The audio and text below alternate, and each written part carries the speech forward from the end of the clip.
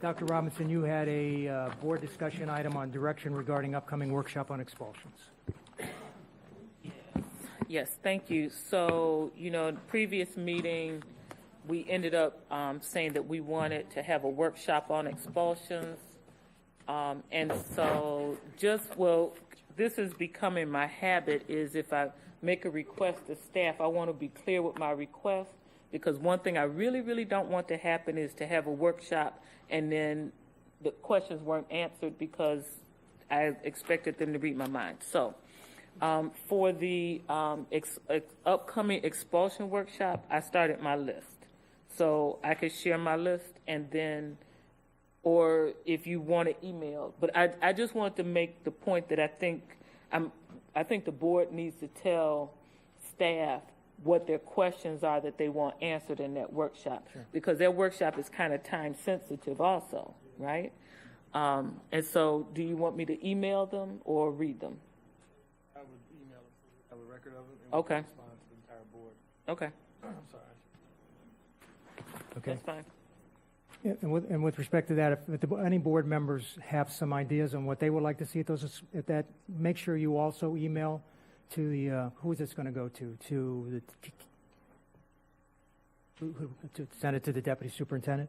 Email to the deputy superintendent. And while we're talking about the one thing that I just want to make sure is we cover the alternative schools, because one of the biggest concerns we have at these expulsion hearings is putting somebody that's not a bad kid in with bad kids. So we need to make sure that we're comfortable with I want to know how those alternative schools are working and making sure that we have all the stuff we talk about at the closed session. That's the next discussion item. Yeah, you got it all. Dr. And we've also given the general counsel some of our ideas, so you could just make sure Keith gets them, so we put them all together. Okay, Dr. Robinson, the next one is yeah, so the next one is alternative ed. I know you guys saw my discussion item, so everybody wants to talk about alternative ed. But anyway, so yeah, I want to request that we have a workshop on alternative ed. I think that there's a lot of issues that we as a board need to address. I know staff is working on some tweaks, but I think that the board needs to understand so that we can support the work moving in the right direction. It's not as much to me as good kids going into the school with bad kids.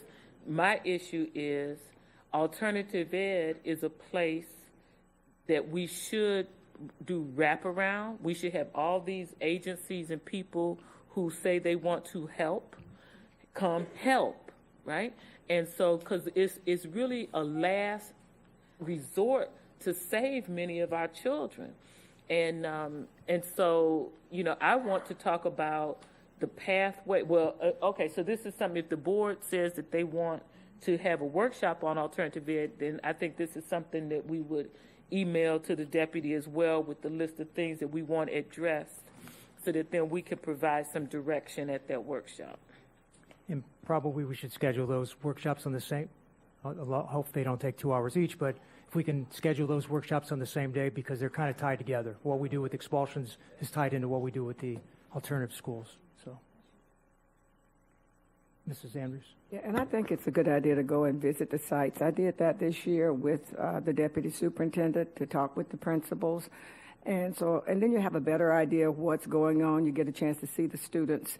So I know school is out, and I don't know when this workshop will be, but it's a good idea to see it. I mean, especially looking at some of the facilities and the problems, it's tremendous. But these children deserve everything that everybody else is getting. So we've got to be knowledgeable so that when we're having the workshop, we know what we're talking about and what we're looking for. So I've got quite a few things I can share with you, Mr. Oswald, as we've been talking a lot about this. But I think a visitation by all of the board members to all of our sites would be helpful before the workshop. All right, so the next board discussion item is Mrs. Whitfield, physical activity for students. Will you pass this down?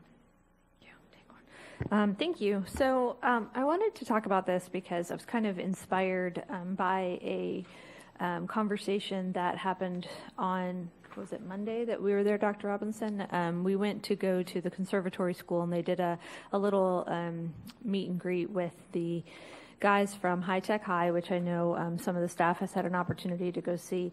And I just was so impressed with, excuse me, what what project-based learning looks like and what a school looks like when it has project-based learning in it. And recently we had our third grade reading scores come out, and when they came out, I thought a lot about what our schools look like and how we should really be going forward. I understand that Mr. Oswald has asked all of the staff to do a SWOT analysis to talk about the things that have gone right and wrong over the last year and what it would do for us to be able to actually be able to do a better job, really improving those scores. But I think even more than that is really improving the school day for the children. I imagine these days that we have at in the classrooms, they're very tough. They're very long. They can be exhausting for the students. In preparation for this discussion item, I did some research online, and as you guys know, one of the things that I used to do was work in physical activity in the PE department here, and we talked always about how much better it would be for our students if they got up and moved during the day. So I did some research, and I looked for an article that would be like kind of an easy sum up of kind of all of these thoughts brought together. So what I've printed out for you is a meta-analysis of physical activity and academic achievements. So they pull together a lot of different articles together to one thing. And one of the last comments at the bottom of it that I really liked was that sometimes parents and teachers think that the implementation of physical activity interventions in school hours, they think it's a waste of time. But actually, according to all of this research, it's actually not a waste of time, but it's an effective strategy to improve academic performance and behaviors. So I think that there's some tie-ins to project-based learning, getting kids up, getting them moving, physical activity during the day, getting the kids to really exercise. In this article, they talk about there's some places where or maybe I read it in here, but every 45 minutes they do 15 minutes of something that gets them to move. And I think that can be done through integration. I think that it can be done through the projects. I think we have a lot of different ideas about how we get physical activity in during the day. And I just know some schools do a great job and some don't. With the project-based learning, we're seeing parents really want to see this happen. And the last thing I wanted to mention was John Ratty, who 30 years ago wrote a book called Spark, the Revolutionary New Science of Exercise and the Brain. And what he said then really holds true today still. Is that aerobic exercise performed daily prepares your brain to learn and improves mood and attention. And I think we have to look at how we can tackle this as a school district. I don't think continuing to push harder and harder and harder on our teachers and our students is really going to get the outcomes that we're looking for. So I wanted to see how the board feels about it, and if they are as interested as I am in moving forward with as we look to how we're going to improve our school day coming up in the next year, starting to focus more on less pushing of our students, less hard testing of our students, but more really trying to make sure that school's enjoyable again. I think there's a lot that can be said for creating an enjoyable school day. So I put that out to my board. Ms. Breaux? You can see the question mark in my eyes. So I was going to ask Ms. Whitfield, are you looking at just elementary school in particular?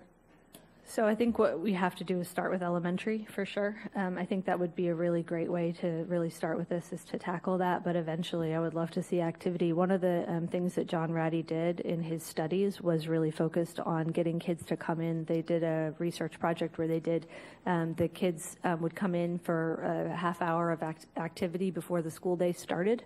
And those kids were compared to kids who were allowed to sleep in. And they found out that there was a 17% increase in people just across the board in schools for high schools. So I think there can be ways to incorporate it into the high school day as well. Just as a follow-up, one of the things I'm remembering is when I observed my daughter when she was teaching in New York, and there are some teaching styles that actually incorporate that, where like she would get the kids up every 15 minutes. They would applaud each other in circles. They did all kinds of arm movements. I've watched her teach several times, and now she's teaching more middle school, but she still does that and incorporates it in. So there are ways to do that without having specific periods of time. But I think that goes, I don't know if that's something that we can control in terms of how the teachers teach in their classes. Are we okay with this? Yeah. This one? Okay. Mr. Superintendent, you got it. So the next, You're welcome.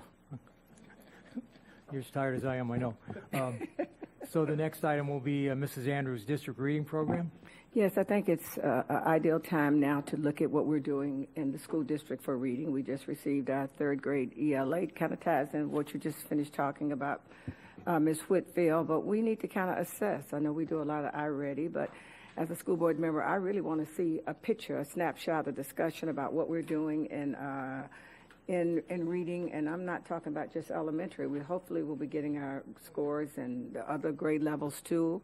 And when we see ourselves and picture ourselves with what we're doing, we may need to make some changes. So it's really important that we go back and look at what we said we wanted to do to see if it's working. If it's not working, then we need to make some changes. So I think it's an ideal time to get a workshop scheduled so that we can be reacquainted with what we said we wanted to do. And if it's getting us the results that we want at this point in time, I think we need to look at it and maybe make some adjustments. Yes, ma'am, we will absolutely be doing it. The team's already started working on that, but we will have that workshop scheduled. Thank you. All right, so we have a motion to adjourn the workshop so we can start the next meeting. Motion by Ms. Brill, seconded by Mrs. Andrews. All in favor, all opposed. Motion carries 6-0 with Mrs. McQuinn gone.